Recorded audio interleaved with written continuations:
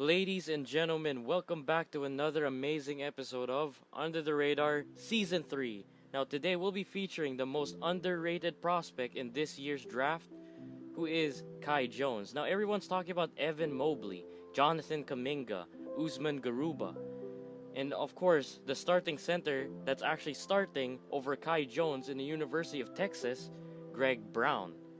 Now, what makes Kai so special? The fact that he was actually able to become an elite prospect within 3 to 4 years of just playing basketball seriously. And the fact that the guy is already 19 and he started playing at the age of 16, unbelievable.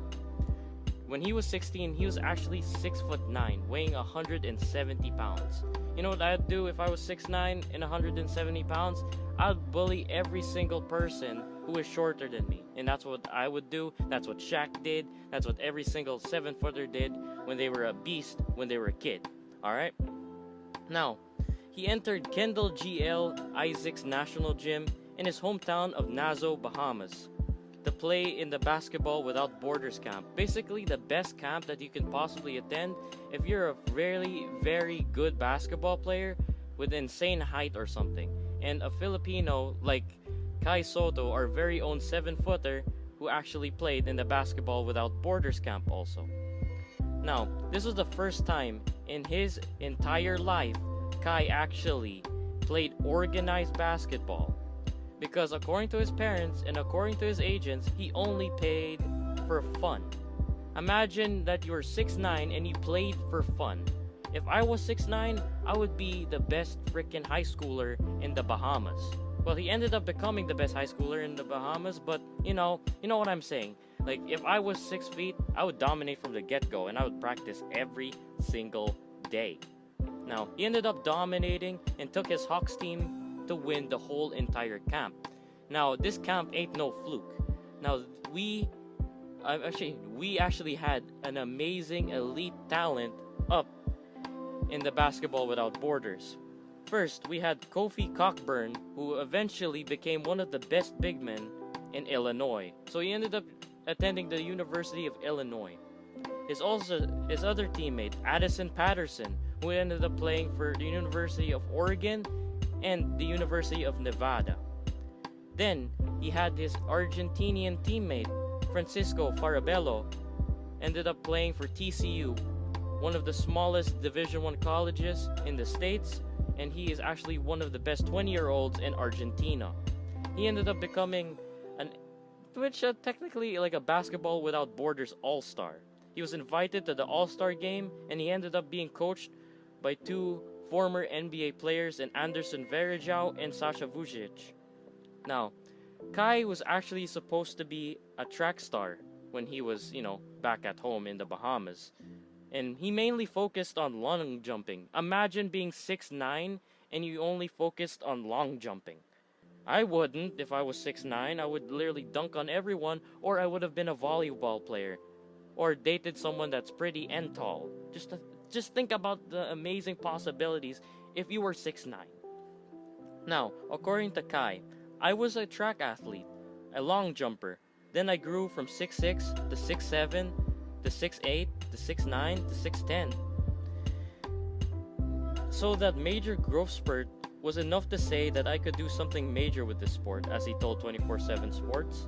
I've always had a passion for it, and was a big fan of it, and I just started working on my craft every single day.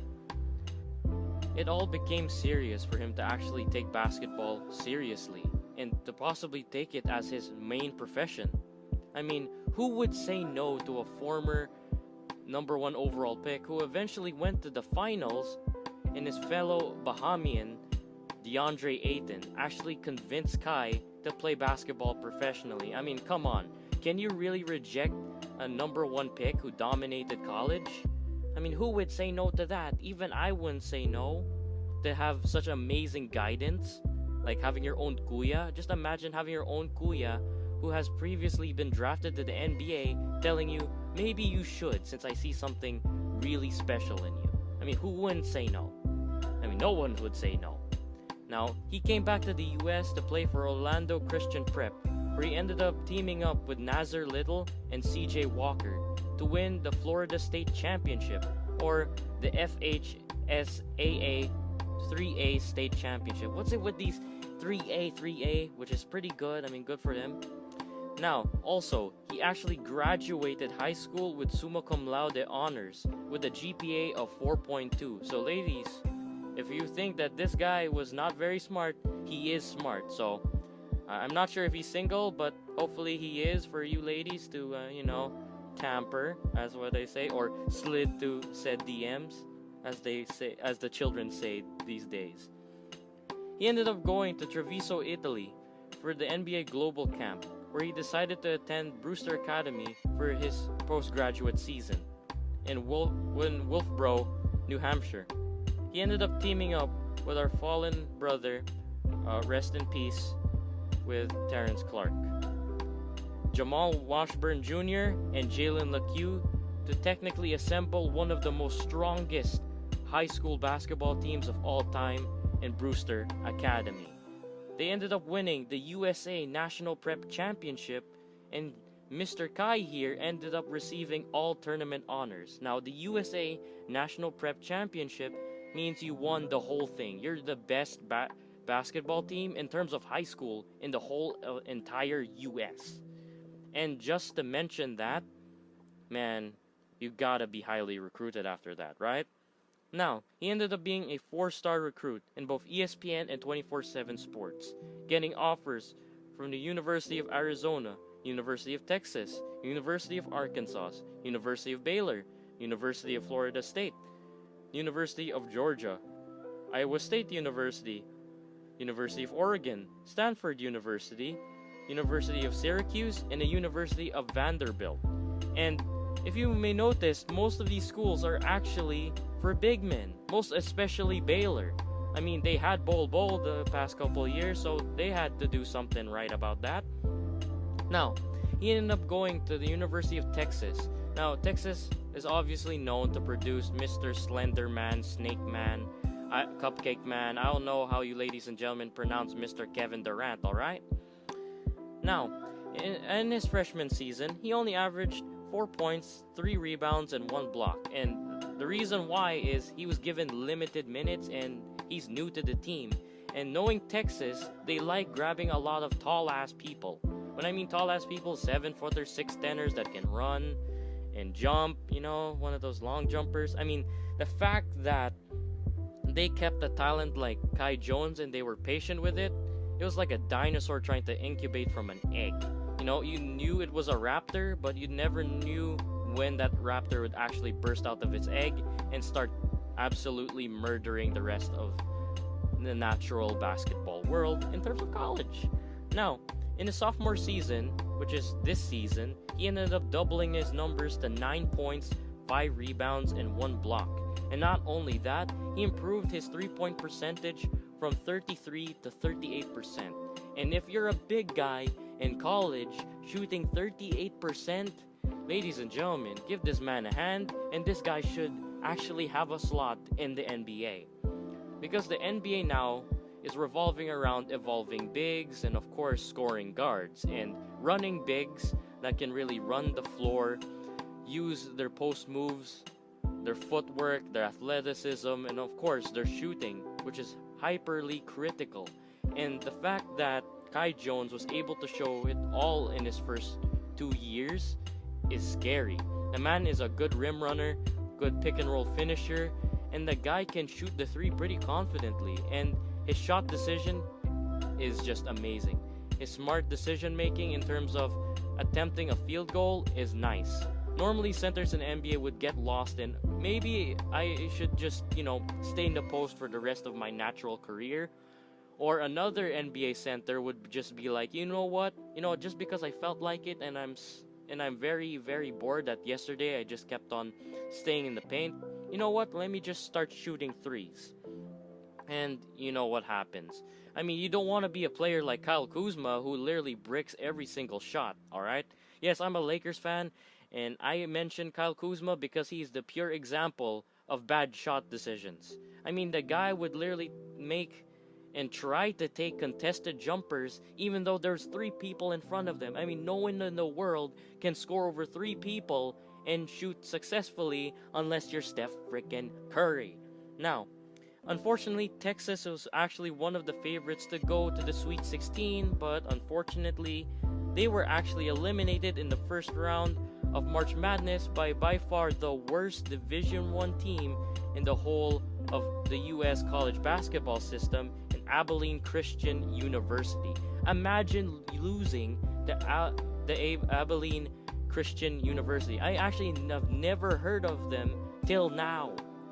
Now, I watched the whole of March Madness, and I thought in my bracket that Texas, with their two dominant bigs in Greg Brown and Kai Jones, I honestly thought that they would go to the Elite 8 or top 16 at the very least, or Sweet 16, you know, or at least get to the second and third round at that point. But unfortunately, it didn't happen. And by the way, Texas lost only by 1 point. That's gotta be sad. And Abilene Christian was actually just a little bit more hungrier in the last 2 minutes of play. But of course, Kai played stellarly along with Greg Brown. I just do not know what happened to everyone else in Texas. Now, Kai Jones is a really good prospect. He finishes like Giannis Antetokounmpo. He can confidently finish with his nice footwork, grabbing rebounds, making the offensive plays. Is just amazing. Like, he's a high motor player that is also a big project to have, and any NBA team would be blessed to have Kai Jones in their presence. I mean, this guy's a project within himself. He already has a build in the solid size for an NBA big. You just need to place him in the right system, right team, and right development. I mean, the guy already has amazing post moves. The guy can fade away from 15 to 18 feet and extend the floor by passing and dishing the rock to his teammates. And he has a semi-mediocre three-point shot. I mean, the guy can shoot really well, but not constantly as I wanted him to. Now, I honestly saw a couple days back in the showing of Clutch Sports when they were commemorating our fallen brother Terrence Clark, who passed away in a car accident 2 months back. Now, I saw Kai Jones. He played extremely well. Of course, he showed out his athleticism, an easy through the legs dunk, of course, amazing dimes, but the first and foremost thing that really stuck out that whole entire time, that was a little scratching my head at that moment, is his shooting form. Yes, it looks good on the top, of most especially his flick and his backspin on the ball. There's nothing wrong with it. It's just his stance. Because what I noticed with modern NBA bigs, yes, it's common sense that normal centers in the NBA are way bigger than the ball. Because already guards have amazingly huge hands, but for centers, they tend to struggle shooting the ball because their hands are literally bigger than the ball. So the struggle is literally real. So what was the flaw for Mr. Kai? Now, he has a good jump shot, but he needs to develop it even more. When I say about this, he looks too spread out. And the key to becoming a really good shooter, and I learned this by myself, most especially from my amazing coach, Coach Sue. He is a 6'8" guy. When he had this old form in high school, he tended to spread his legs a little bit too much, and it ended up being short when he'd shoot. Like, it was online, but it was too short because he didn't have enough ball control, and the energy would just disperse because your legs are just like plugs in terms of, like an outlet.